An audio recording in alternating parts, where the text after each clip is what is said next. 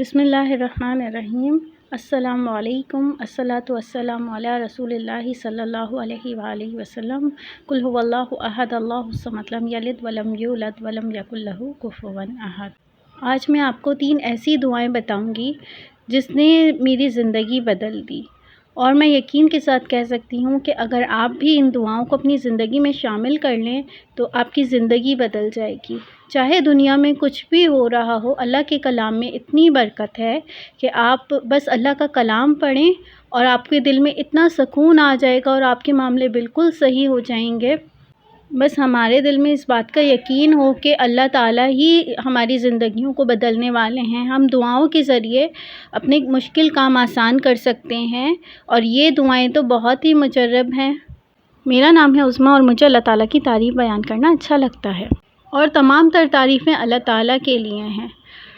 ان 3 دعاؤں میں سب سے پہلے آپ حسبنا اللہ و نعم الوکیل، یہ دعا کثرت سے اپنی زندگی میں شامل کر لیں، اٹھتے بیٹھتے چلتے پھرتے۔ یہ حضرت ابراہیم علیہ السلام کی دعا ہے، یعنی میں نے ہر کام میں اللہ تعالیٰ کو اپنا وکیل بنا لیا، اللہ پر ہی توکل کیا، اللہ تعالیٰ ہی میرے کام آسان بنانے والے ہیں۔ اس دعا کے بہت بڑے بڑے فضائل ہیں۔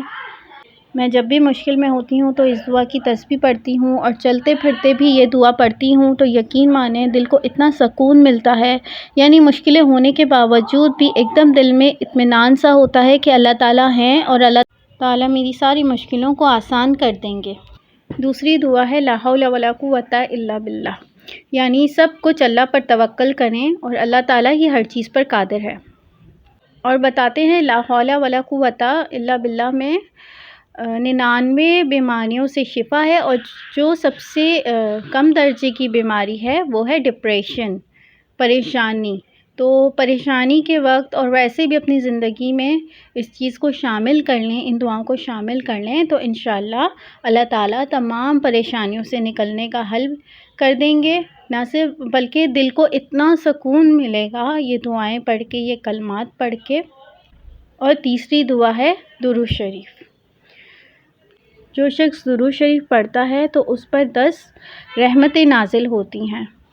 درود شریف کی تو ماشاءاللہ اتنی برکتیں ہیں کہ آپ چلتے پھرتے اپنے گھر میں پڑھیں تو انشاءاللہ آپ کے گھر میں برکتیں نازل ہوں گی، رحمتیں نازل ہوں گی۔